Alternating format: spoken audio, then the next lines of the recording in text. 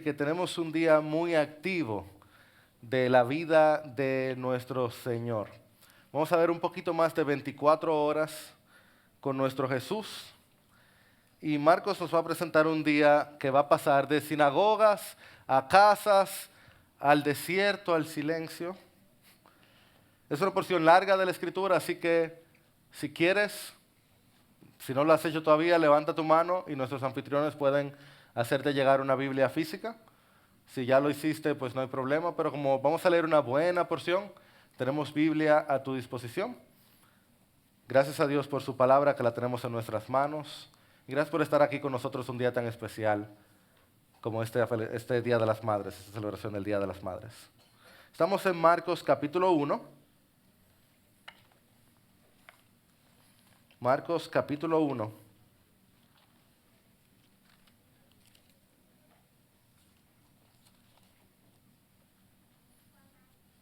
Versículos 21 hasta el 39.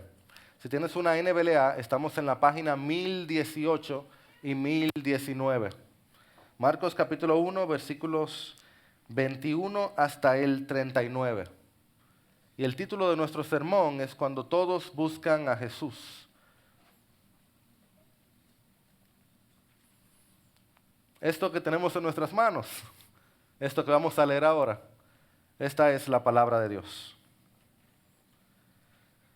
Entraron en Capernaum y enseguida, en el día de reposo, Jesús entró en la sinagoga y comenzó a enseñar. Y se admiraban de su enseñanza porque les enseñaba como quien tiene autoridad y no como los escribas. En ese momento estaba en la sinagoga de ellos un hombre con un espíritu inmundo, el cual comenzó a gritar: ¿Qué tienes que ver con nosotros, Jesús de Nazaret? ¿Has venido a destruirnos? Yo sé quién tú eres, el Santo de Dios. Jesús lo reprendió diciendo: Cállate y sal de él. Entonces el espíritu inmundo, causándole convulsiones al hombre, gritó a gran voz y salió de él. Y todos se asombraron de tal manera que discutían entre sí diciendo: ¿Qué es esto? Una enseñanza nueva con autoridad. Él manda aún a los espíritus inmundos y le obedecen. Enseguida su fama se extendió por todas partes, por toda la región alrededor de Galilea. Inmediatamente después de haber salido de la sinagoga, fueron a casa de Simón y Andrés, con Jacobo y Juan. La suegra de Simón estaba en cama con fiebre, y enseguida hablaron a Jesús de ella. Él se le acercó y tomándola de la mano la levantó, y la fiebre la dejó, y ella les servía. A la caída de la tarde, después de la puesta del sol, trajeron a Jesús todos los que estaban enfermos y los endemoniados. Toda la ciudad se había amontonado a la puerta. Y sanó a muchos que estaban enfermos de diversas enfermedades, y expulsó muchos demonios, y no dejaba hablar a los demonios porque ellos sabían quién era él. Levantándose muy de mañana, cuando todavía estaba oscuro, Jesús salió y fue a un lugar solitario, y allí oraba. Simón y sus compañeros salieron a buscar a Jesús, lo encontraron y le dijeron: todos te buscan. Jesús les respondió: vamos a otro lugar, a los pueblos vecinos, para que yo predique también allí, porque para eso he venido. Y fue por toda Galilea, predicando en sus sinagogas y expulsando demonios. Señor, venimos ante ti otra vez porque necesitamos que tú nos guíes. Necesitamos tu espíritu para entender tu palabra, para conocer tu evangelio, para recibir salvación y vivir para ti. Ayúdanos a escucharte. En nombre de tu Hijo. Amén. Aquel que no sabe dónde va, cualquier camino le sirve. Esa es una transliteración, como una forma resumida de explicar una frase que viene de un autor muy conocido llamado Lewis Carroll.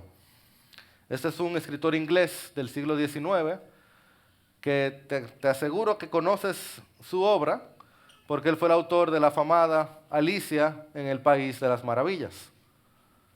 Esta obra tan conocida tiene un intercambio que puede representar a cualquier ser humano en algún momento de su vida cuando se encuentra en una encrucijada. Alicia se encuentra de frente con un gato un poco tenebroso, un gato un poquito raro, que da pesadillas a cualquiera. Y el intercambio entre Alicia y este gato lee de la siguiente manera. Alicia pregunta, ¿podría decirme por favor qué camino debo tomar? Eso depende a dónde quieras ir, respondió el gato. Lo cierto es que no me importa demasiado a dónde voy, dijo Alicia. Entonces tampoco importa demasiado en qué dirección vayas, contestó el gato. Bueno, siempre que llegue a alguna parte, dijo Alicia explicándose.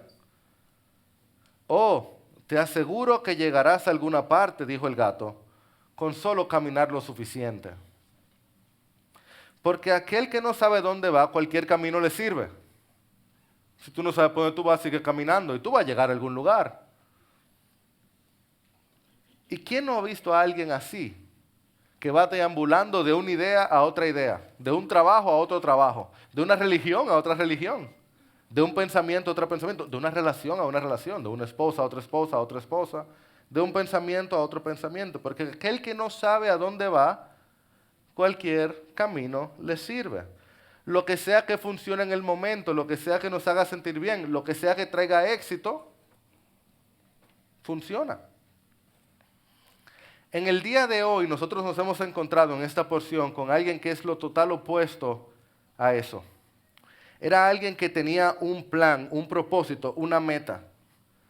Y él se encontró con grupos diferentes que tenían otros planes para con él. Tenían otros propósitos y otras metas. Y sin embargo, ningún éxito, ninguna plataforma, ninguna oposición iba a desviarlo del camino que él había tomado. A tal punto que nadie podía entender qué tan decidido estaba Jesús. Nadie estaba listo para Jesús. Escúchame, nadie estaba listo para Jesús. Si recuerdan, hace poco vimos los discípulos de Jesús, ¿ok? Un buen grupo de hombres que dejaron todo para seguirlo. Ellos no estaban listos para Jesús. En este pasaje nos encontramos con los demonios. No estaban listos para Jesús. Tenían la aldea aterrorizada, se encuentran con Jesús, no estaban listos para él. Nadie estaba listo para lo que Jesús podía hacer. Todos querían algo de él, todos querían sacarle algo a él. Todos querían más de él, pero nadie estaba listo para él. Y esta es nuestra idea central en esta mañana. Desde los demonios hasta los discípulos, todo el mundo tiene un plan con Jesús. Pero el más importante es el que él mismo tiene: predicar el Evangelio. Este texto nos muestra que desde los demonios hasta los discípulos, todo el mundo tiene un plan con Jesús. Pero el más importante es el que él mismo tiene, que es predicar el Evangelio. Y esta mañana lo vamos a ver en 3 momentos. En este pasaje lo veremos en 3 momentos. Primero vamos a ver a Jesús en la sinagoga, en compañía de demonios. Luego vemos a Jesús en la ciudad, en compañía de multitudes. Y luego vamos a Jesús en soledad, en compañía de sus pensamientos. De la sinagoga a la ciudad, a la soledad. De los demonios a las multitudes hacia sí mismo. Y allí él revela cuál es su plan. Iniciamos entonces con el versículo 21. Nos dice el texto: entraron en Capernaum y enseguida, Capernaum suena como Nanún, ahora que yo caigo en cuenta. Entraron en Capernaum y enseguida, en el día de reposo, Jesús entró en la sinagoga y comenzó a enseñar. Y se admiraban de su enseñanza porque les enseñaba como quien tiene autoridad y no como los escribas. Capernaum era una ciudad de cierta importancia, ¿ok? No era Nazaret, que si recuerdan Nazaret era una ciudad bien pequeña. Esta era una ciudad de buena ubicación, en un buen lugar de Galilea. Estaba lejos de la mirada de Herodes, el que había apresado a Juan el Bautista, si recuerdan el episodio pasado. Entonces, Capernaum era un buen lugar, a tal punto que en un par de semanas, literal en 2 semanas vamos a ver, que Capernaum se vuelve la base de Jesús. ¿Ok? Capernaum se vuelve la base de Jesús. De hecho, me tomé la libertad de mostrarle que nosotros tenemos bastante certeza de dónde ocurrió todo esto. Producción, primera imagen, imagen de Capernaum, por favor. Esto es Capernaum hoy en día, se ve entero, sí. Esto es Capernaum hoy en día. Y si miran arriba a la derecha, ¿ven ese edificio que se ve bien hermoso? Bueno, el techo, como medio rojizo. Bueno, si notan arriba el mar, esto de que diera al mar, es lo que implicaba que fuera una buena ciudad. Pero este edificio que está arriba a la derecha, esta área de arriba es la cúpula donde se construyó arriba de la casa de San Pedro, o de Pedro. Al día de hoy nosotros sabemos dónde quedaba la casa de Pedro. En un momento le enseño cómo. Entonces, a esto que está ahí arriba es donde vivía Pedro en el primer siglo. Este es Capernaum hoy. Aquí debajo, esto que ven blanco, este era el local donde estaba la sinagoga donde ocurrió lo que leímos hoy. Esta sinagoga es del siglo IV, no es la misma sinagoga, pero fue en ese local, en esa área, donde se construyó la sinagoga. Si puedes darle el próximo slide, producción. Esto que está aquí debajo, eso es debajo del edificio rojizo, aquí debajo hay una inscripción del primer siglo que apunta que esta era la casa de Pedro. Esto aquí debajo, entonces, ustedes saben que con el tiempo se va construyendo arriba y se va construyendo arriba y se va construyendo arriba. Esto aquí debajo son las ruinas de la casa de Pedro, donde ocurre la mitad del capítulo. Eso es Capernaum. Esta era la base de Jesús. Los historiadores están de acuerdo de que Jesús se muda a casa de Pedro y usa de Capernaum de base para su ministerio en Galilea. Y Galilea fue su centro de trabajo para su mayor tiempo de ministerio. Jesús ministró en 3 áreas principales: Galilea, Judea y Samaria. Poco tiempo en Samaria, alguito de tiempo en Judea, principalmente en Galilea. Así que este es nuestro ambiente. Ahora, ¿qué era una sinagoga? Sí, miren, si no sabemos de un ching ahora, estamos listos para Marcos. La sinagoga era el lugar de asamblea de los judíos. Literalmente era el lugar donde los judíos se reunían cada sábado a leer y exponer el Antiguo Testamento. Las copias que ellos tuvieran del Antiguo Testamento, ellos la leían y la exponían. Recuérdense que había un templo hermoso, pero en Jerusalén. Eso estaba 3 o 4 días a pie. Entonces, ¿cómo tú hacías para reunirte y leer la Biblia en su momento? Pues se reunían en sinagogas. Estos eran los lugares de reunión. Y en cada ciudad donde hubiera más de 10 hombres judíos, había una sinagoga. Súper. Los más respetados de los judíos que iban a sinagogas eran los escribas. ¿Se acuerdan que el texto habla de ellos? Los escribas, cuando llegaban a un sitio, a una sinagoga, tenían un asiento guardado que decían VIP. Se sentaban en el mejor de los lugares porque esta era la gente que más se supone que sabía de la Torá. De hecho, cuando caminaban en las calles, la gente le hacía reverencia, porque eran escribas. Y ellos seguían como en el linaje de Esdras, si conoces un poquito del Antiguo Testamento, un ambiente bien bonito para ellos. Era una buena posición. Excepto que aquí llegó otro. Todo eso sonaba muy bien. Los escribas tenían su buena posición. Todo súper con ellos. Sabían mucha Biblia aparentemente. Pero en cada ocasión, excepción de una en el libro de Marcos, cada vez que Jesús se encuentra con un escriba, es un choque con ellos. Es tan interesante eso. Porque el tiempo se ha cumplido, el reino de Dios se ha acercado y Cristo es el que está aquí ahora. Ya no se trata de emisarios, no se trata de mandados, es el mismo rey el que está aquí. Y cuando Jesús entra en la sinagoga, este lugar de asamblea donde la gente se reúne, la gente se queda asombrada. Y nota que el texto ni siquiera nos dice aquí en Marcos qué es lo que Jesús está enseñando. Marcos no pasa tiempo explicándonos qué está enseñando Jesús. Sí sabemos que Jesús siempre hablaba de Jesús. Y el mensaje de Jesús es tan increíble, es tan glorioso, es tan hermoso, que tú puedes hablar de Él y hablar de Él y hablar de Él y siempre encuentras algo nuevo que decir. O sea que lo que sea que Jesús dijo tenía que ver con Jesús.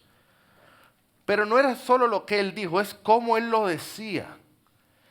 Porque Jesús tenía total autoridad. Jesús sabía, Él no era tímido. Él no era orgulloso, Él era humilde, pero Él no era tímido. Él era el Dios, la luz, la verdad. Y Jesús llegaba a cualquier habitación y Él sabía que Él era la persona más importante. La seguridad, el peso de las palabras de Jesús, de la persona de Jesús, era cautivante, era energizante, era impactante. Era como impresionante, inigualable, indescriptible. Es que cuando Él llegaba y hablaba, la única razón por la que tú no le hacías caso era porque tú eras demasiado orgulloso. ¿Te ha pasado? ¿Alguna vez te ha pasado que tú estás delante de algo hermoso y hay un tigre y dice, oh, yo tengo uno de esos en mi casa? Tú dices, pero ven acá, mi hermano, ¿cómo tú vas a decir que tú? No, pues eso lo hago yo. ¿Pero de dónde? Solamente el muy orgulloso no aceptaba las palabras de Jesús. Que el orgullo lo cegaba. Jesús llegaba a un lugar y todo temblaba, la gente se admiraba por la autoridad de quien hablaba. Todo el que no estaba totalmente ciego decía, es que esto es otra cosa. A tal punto que un espíritu inmundo empieza a gritar. Versículo 23, acompáñame leyendo, dice, en ese momento estaba en la sinagoga de ellos. La sinagoga era mucho más pequeña que este lugar, ¿ok? El cual empieza a gritar, ese espíritu inmundo, ¿qué tienes que ver con nosotros, Jesús de Nazaret? Has venido a destruirnos, yo sé quién tú eres, el Santo de Dios. Iglesia, tú puedes imaginarte los gritos de un demonio. De que alguien dijo, no, está bien, yo iba a gritar como un demonio, pero mejor no. O sea, imagínate un demonio gritar en un lugar cerrado. Tú no quieres ni saber lo que gritaba, tú sabes que había un demonio gritando. El Evangelio de Marcos nos está mostrando que la llegada del Hijo de Dios, lo que nos había preparado hasta ahora, ¿verdad? Está afectando por completo el orden de la creación. Todo está transformado. Todo está afectado. Todo está al revés. Es como cuando hay un cuarto oscuro, totalmente oscuro, y de pronto entra una luz, y, perdóname, empieza a salir un viaje de insectos y otros animales con C que no voy a mencionar, y ratones, y un viaje de cucaracha. Lo dije. Todos los roedores y todas las suciedades se empieza a ver porque entró la luz. La luz del mundo entró. Y todos los espíritus inmundos y los desdichados de las tinieblas no sabían qué hacer. Empiezan a retorcerse y empiezan a gritar. Ahora, es tan interesante, mis amados, que en el Evangelio de Marcos, sin excepción, cuando los demonios hablan, siempre dicen la verdad acerca de Jesús. Los demonios, como poderes sobrenaturales, que no pertenecen al orden natural, sino al orden cósmico, ellos reconocen de inmediato la autoridad del Hijo de Dios. No que sean más humildes que los hombres, es que no están ciegos por el orgullo natural. Ellos ven en otro plano y ellos ven y reconocen. Los demonios reconocían lo que los hombres todavía no veían claramente, que el Jesús que estaba delante de ellos era la imagen del Dios que creó el universo, que era el poderoso de Israel, delante de quien toda rodilla se iba a doblar, aunque sea obligado, incluyendo la rodilla de todo ángel y todo arcángel y todo demonio y de Satanás, y hasta la muerte se iba a doblegar ante esa rodilla, ante ese Señor de señores. Mira, la reacción fue como de adentro que le salió al demonio. ¿Tú lo leíste? Comenzó a gritar. Esas son como reacciones guturales que te salen como de adentro, que tú no sabes qué hacer. Yo te digo algo, iglesia. Yo, mientras estaba estudiando este pasaje, yo pensé de inmediato, lo escribí así a mano en el iPad. Si nosotros supiéramos el miedo que el mal le tiene a nuestro Señor, tuviéramos menos miedo en la vida.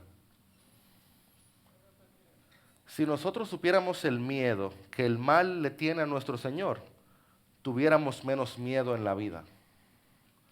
O sea, el mal vio a Jesús y se llenó de miedo, de temor. Y nosotros asustados de que por una nota, o por 100,000 pesos. Uno asustado por una deuda. Y los demonios veían a Jesús y se retorcían. El mismo Jesús que está por nosotros. No le estoy hablando a ustedes, me estoy hablando a mí. No es un boche. Estamos juntos en esto. El demonio tenía mejores espirituales que nosotros muchas veces. Mira, este demonio no podía ni callarse. Así que Jesús tuvo que decirle, cállate. Y a veces uno tiene que decir, no, pero adora a Dios. Qué cosa. Cuando la pureza de Jesús se encontró de frente con la inmundicia del demonio, no hubo un pleito, fue un knockout. Fue un jaque mate. Eso fue E4, jaque al alfil, se acabó. De una vez. Mira, no hubo teatro, no hubo invocaciones, no hubo conjuro, no hubo incienso. Cállate y sal de él. 5 palabras. Y la vida de ese pobre hombre poseído fue transformada para siempre. Y las tinieblas salieron de esa sinagoga. Cállate y sal de él. 5 palabras. Todos se asombraron, su fama se extendió. Sin teatro. Y así pasamos a un segundo momento. De la sinagoga a la ciudad. Porque el día no termina, dice el versículo 29. Inmediatamente, ¿se acuerdan que esa palabra es favorita de Marcos? Y al instante, es la misma palabra. Y al instante, después de haber salido de la sinagoga, fueron a casa de ¿quién? De Simón y Andrés. ¿Con quién? Con Jacobo y Juan. Esos son los discípulos, esos son la gente que conocemos hasta ahora en el libro de Marcos. ¿Y quién estaba enferma? La suegra. Y entonces, inmediatamente y al instante y enseguida, hablaron a Jesús de ella. Claro, o sea, claro que le hablaron. Pero ellos acaban de salir de la sinagoga y Jesús mandó a callar a un demonio y se acabó. Yo me imagino que ni pronto ni perezoso dijo Pedro, bueno, mi suegra está mala. Pues si él resolvió con el demonio una fiebre, él lo hace así. O sea, ¿qué será una fiebre? Y a veces uno no ora. Es más, yo he aprendido, en mi vida lo había visto, pero ahora, mientras más consejería doy, a veces yo creo que nosotros genuinamente pensamos que molestamos a Dios pidiéndole.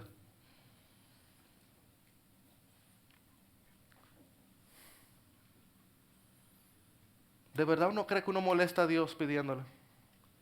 Mira, este fue un milagro humilde.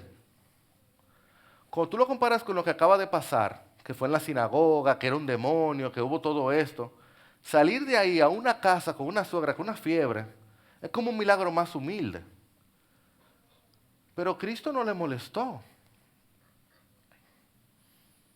No requirió menos poder o más poder. Él sigue siendo el Todopoderoso. Amado, a Cristo no le molesta que clamemos. Los ojos del Señor están sobre los justos y sus oídos atentos a su oración. Oremos y pidamos y clamemos, que Él sigue siendo el Todopoderoso que oye. Él sigue haciendo milagros gigantescos y milagros humildes. Iglesia, ¿me escuchas? Él saca demonios y sana suegras y fiebres. Así que Él, mira, fíjate, lo voy a decir como lo escribí aquí. Jesús no es el Dios de las multitudes, Él es el Dios de las personas. A Él no le importan los hombres, a Él le importa cada hombre. ¿Me escuchaste? No son los hombres, es cada hombre. Él tiene un super lente que Él ve macro y Él ve micro. Él ve a cada multitud y cada país, cada planeta de hecho, y también Él ve cada persona y cuenta cada cabello. Y mira, oye, ¿tú leíste cómo fue que Él la cuidó? Mira el versículo 31, léelo conmigo, qué personal. Él se le acercó y tomándola de la mano, ¿qué hace? La levantó y la fiebre la dejó y ella les servía. Nota otra vez que él no necesitó medicina, ni encantamiento, ni despojos, ni hechizos. La tomó de su mano, la levantó y la fiebre la dejó. Por su sola autoridad, por su solo poder, por su sola voluntad, porque Él es el santo Hijo de Dios. O que el Señor se acerque a nosotros y nos tome de la mano y nos levante. Él sigue siendo el santo Hijo de Dios. Y la respuesta de la suegra es la respuesta que queremos darle, ¿no es? ¿Qué ella hacía? Y eso es lo que nosotros queremos hacer también. Es servirle y adorarle también. Y ya con eso yo hubiera acabado el día. Yo necesito una pausa después de eso. Un demonio en la mañana, una suegra en la tarde, un servicio, una comida, ya como que ya. Pero ni cerca. Porque es esta comunidad, el reino de Dios se la había acercado. Todo el mundo estaba boca abierta, la gente quería más. Oigan, lean conmigo el versículo 32, porfa, lean esto. Dice, a la caída de la tarde, después de la puesta del sol, trajeron a Jesús todos los que estaban enfermos y los endemoniados. Toda la ciudad se había amontonado a la puerta. ¿A cuál puerta?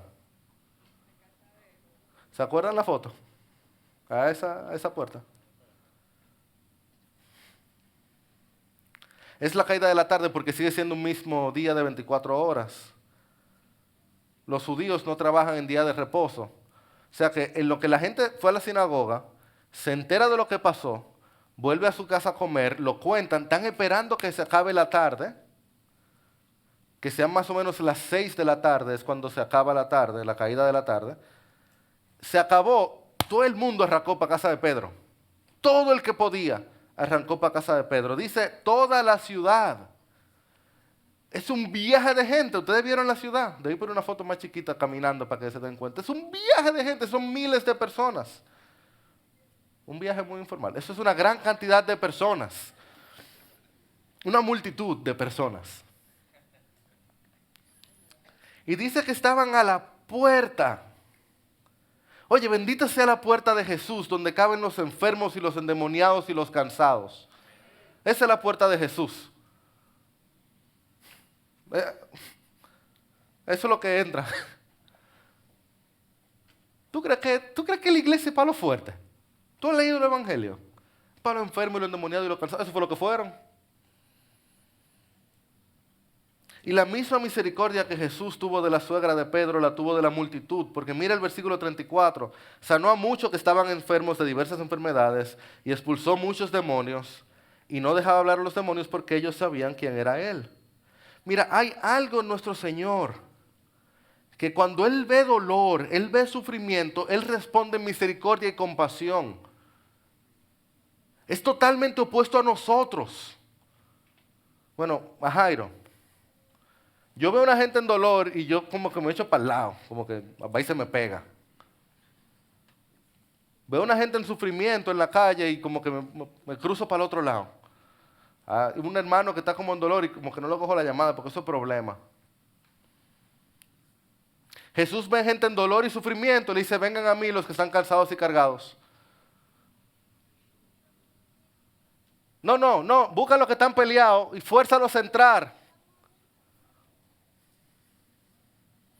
Yo creo que ustedes van a pensar que ustedes tienen el pastor más malo del mundo. Quizá. Primero de los pecadores. Constantemente Jesús estaba cercano a los sufrientes, a los dolidos y a los desdichados. Esa era la compañía de Jesús. Los sufrientes, los dolidos y los desdichados. Oye el junte, Juanes, oye este junte, oye la juntilla. Después de las 6 de la tarde, miles de gente en una puerta de noche, un coro de endemoniado, enfermo, rechazado, en una puerta en la calle. Un sábado en la noche. ¿Qué da eso? que el Santo Hijo de Dios estaba ahí, sanando y transformando vidas, cambiando vidas, sacando demonios, sanando enfermos. Eso da gloria de Dios. Eso daba la gloria de Dios haciéndose presente ahí en Capernaum. Eso daba una ciudad totalmente transformada. Eso daba que el reino de Dios se había acercado. Eso daba el evangelio en la carne. Bendito sea nuestro Señor, santo junte, santo Jesús. La ciudad completa transformada. Jesús había llegado. Jesús había llegado. ¿Tú sabes cuánta gente fue transformada en ese lugar? Esa ciudad nunca sería la misma. Imagínate a los discípulos. Imagínate a Simón y Andrés y Jacobo y Juan. Oye, dejamos todo por Jesús y el tipo empieza predicando arrepentimiento. No nos va a ir tan bien. Dejé mi barco, dejé a mi papá. Pero mira, el primer día de trabajo de verdad, multitudes, un demonio fuera, varios demonios fuera, exorcismo, sanidad, de noche de gloria. Oye, hasta me enfrié con la suegra. Vamos bien. Yo me imagino a los discípulos pensando, así es que estamos empezando. Pero esto promete. Esto promete. Y así pasamos a la tercera y última escena, de la ciudad a la soledad. Porque dice el versículo 35, acompáñame ahí. Justo después de que Jesús sana toda esta multitud, en el original dice que sana a todo el mundo. Vemos en el 35. Levantándose muy de mañana, o sea, sabrá Dios hasta qué hora se quedaron. Pero Jesús se levanta muy de mañana, cuando todavía estaba oscuro, salió, fue a un lugar solitario. ¿Y qué hacía? No debe sorprendernos, aunque lo hace, que nuestro Señor Jesús era un hombre de oración. ¿Por qué? Porque Él es el hombre perfecto, es nuestro modelo perfecto, el único perfectamente santo, perfectamente bueno, quien cumplió la voluntad de Dios a cabalidad, el que lo hace todo bien. Y eso implicaba orar. No hay hombre bueno que no ore. En Cristo necesitamos orar. Y por eso la Biblia constantemente nos muestra que Jesús era un hombre de oración. Pues Jesús, no importa hasta qué hora se quedó la noche antes, se levanta temprano en la mañana a orar, a pasar tiempo con su Padre Celestial. Otra vez, qué ejemplo para nosotros. Que normalmente oramos más cuando las cosas salen mal, ¿no es cierto? Ok, aquí no estoy solo, por lo menos ahí no estoy solo, hermano soy yo. Uno como que nada más ora cuando hay problemas. Yo creo que por eso Dios nos manda más problemas, para que oremos más. ¿Tú quieres menos problemas? Ora más. Quizás te manden menos problemas. Pero Jesús acaba de tener la noche más exitosa terrenalmente de su ministerio. Le fue súper. Y sin embargo, se levanta tempranito para orar. En su momento de mayor éxito, Jesús se levanta temprano a orar. ¿Por qué? Porque Él conocía a su Padre y Él conocía la oración. Él sabe lo que es la oración. Y Orígenes, un padre de la iglesia del siglo II, comentaba acerca del hábito de la oración de Jesús. Y oye lo que él decía. Producción. Jesús oraba y no oraba en vano. Ya que Él recibía lo que pedía en oración, no actuaría sin orar. Él recibía lo que pedía, pues Él iba a orar. Siendo este el caso, ¿quién de nosotros dejaría de orar? Juan escribe que el Señor dijo que Él sabía que tú, mi Padre, siempre me oyes. Oye esto, iglesia, eso nos muestra que el que ora siempre, siempre es escuchado. El que ora siempre, siempre es escuchado. Lo voy a decir otra vez. El que ora siempre, siempre es escuchado. Dios nunca deja de escuchar nuestra oración. A sus hijos Él siempre los oye. Jesús nos está dando una lección. Él nos está mostrando su corazón, que su interés no está en las multitudes, sino en su relación con Dios. Jesús no es un activista. Jesús no es un activista. Jesús ama a las personas. Él amaba sanar. Lo vamos a ver la semana que viene. Pero su interés principal era hacer la voluntad de su Padre. Ahora, compara eso con el versículo 36. Léelo conmigo. Simón y sus compañeros, dice el texto, salieron a buscar a Jesús. Ese buscar es un poco débil para lo que dice, porque literalmente salieron a cazar. Cada vez que en el Nuevo Testamento se usa esa palabra para buscar, otra vez se traduce como cazar, con Z, cazar. O sea, ¿y dónde que está Jesús? Se levantan de mañana, después de la noche más exitosa de su vida, y dicen, ¿dónde está Jesús? Los discípulos liderados por Pedro, ojo, solo Pedro, en el Evangelio de Marcos, recuérdense que son las memorias de Pedro, dice que fue Pedro el que lideró el grupo. Los otros evangelistas nos dicen quién lo lideró. Pedro en su humildad, no, que fui yo era que andaba adelante, tranquilo. Marco, dilo, fui yo sé. Se levantaron temprano para seguir con su cruzada de sanidad y milagros. Y de pronto cuando se levantan no encuentran la gallina de huevo de oro, no encuentran el unicornio de colores. El mago de los trucos, no, es un decir, mijo. No encuentran el mago de los trucos asombrosos. Este era el ticket para el circo. Jesús era el ticket. Así era que ellos iban a llegar a la fama. Tú puedes creer, iglesia, que los discípulos de Jesús estaban buscando controlar a Jesús. Querían utilizar a Jesús ya. ¡Qué increíble! ¿Cómo se atreven? ¿Cómo que tú no haces lo mismo? Bueno, está bien, quizás tú no. Yo sé que yo haría lo mismo. No hemos usado una y otra vez la religión para controlar, o el poder para controlar, o nuestra autoridad. Nosotros usamos todo para utilizarlo. O sea, es nuestra norma. Ellos no son villanos. Los discípulos no son villanos. No. Tú sabes el high. ¿Cómo se dice eso en español? El sentir, ahí tiene que haber una palabra para high. La euforia, gracias. Tú sabes la euforia emocional que tenía que dar esa multitud. A un grupo de pescadores de una ciudad pequeña, se encuentran con multitudes siguiéndolos, la euforia emocional que eso tenía que traerles. Y de pronto se levantan al otro día y se desapareció Jesús. No es fácil, pero el deseo de los discípulos por las multitudes no venía de Dios. De hecho, a lo largo del Evangelio nos vamos a encontrar con el mismo problema, que el deseo por las multitudes no venía de Dios. Un amigo me recordaba esta semana una cita de uno de mis autores favoritos. Yo creo que captura mucho del peligro que los discípulos enfrentaban aquí. Viene del pastor Eugene Peterson, y oye lo que él dice.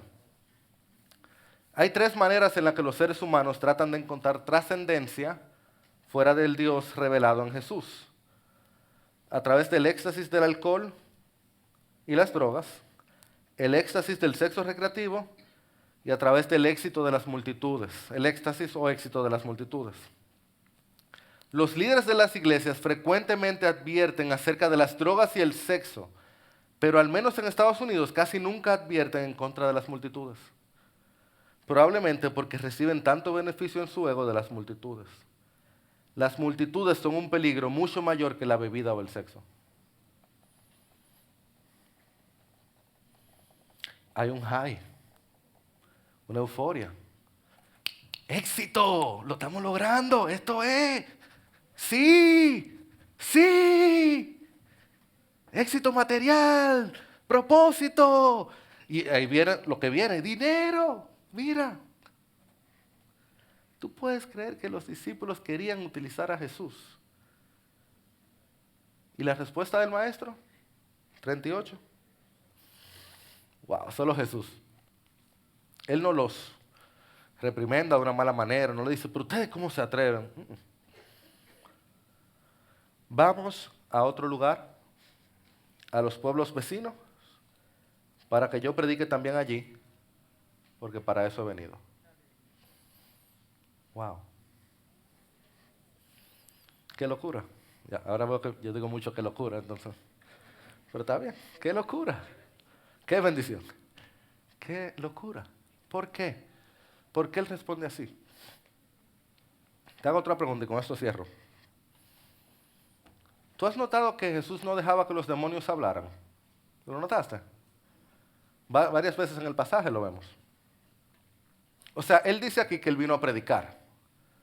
O sea que no es como que él no quería que su mensaje se conociera. Y ya vimos que los demonios decían verdad acerca de él.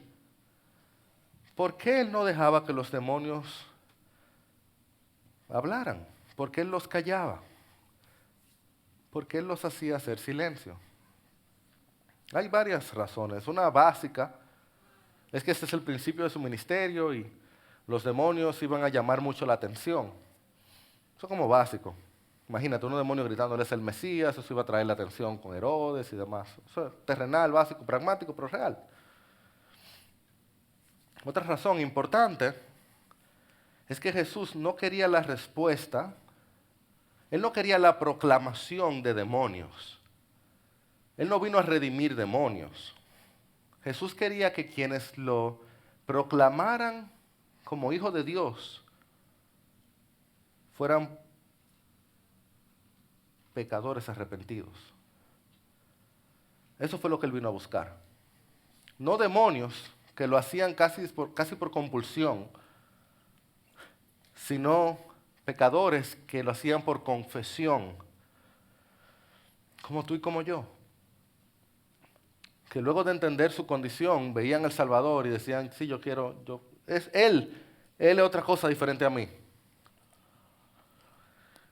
Pero hay una razón más importante todavía, atada a esta, pero más importante aún. Verás, el ministerio de Jesús no era conforme al ministerio que los demonios estaban llevando, por llamarlo de alguna manera. Dicho de otra forma, los gritos de los demonios no son conformes a aquel que vino con un corazón manso y humilde. Aquel que la caña cascada no iba a quebrar. Mira, Jesús no vino a revelarse en exorcismos, sino en crucifixión.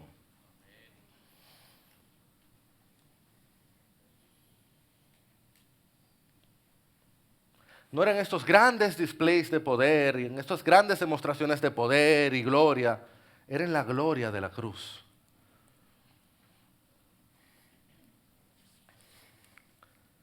Jesús vino a revelarse por completo como el Santo de Dios que moriría en una cruz por pecadores como tú y como yo. Marcos está preparando todo su libro para la confesión final de aquel centurión que dice, verdaderamente, este era el Hijo de Dios. Y los demonios, ahora con sus gritos, es ruido. Es que es en la cruz donde uno iba a entender quién era Jesús. No era en todas estas demostraciones de poder, no es en todas esas sanidades y todo eso. Es en la cruz donde el santo Hijo de Dios iba a morir por pecadores como tú y como yo, que él iba a ser revelado completamente como quien él era. Donde el amor, gracia, poder, redención iba a encontrar su punto máximo. Es ahí donde todo lo que Dios es se une, se ata, se revela.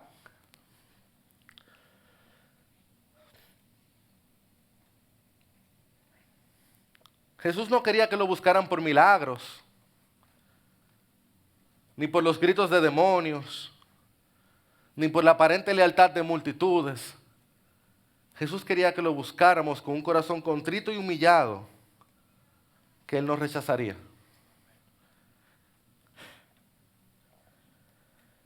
Jesús tenía el plan de predicar el evangelio del Dios hecho hombre, humilde hasta la muerte y muerte de cruz.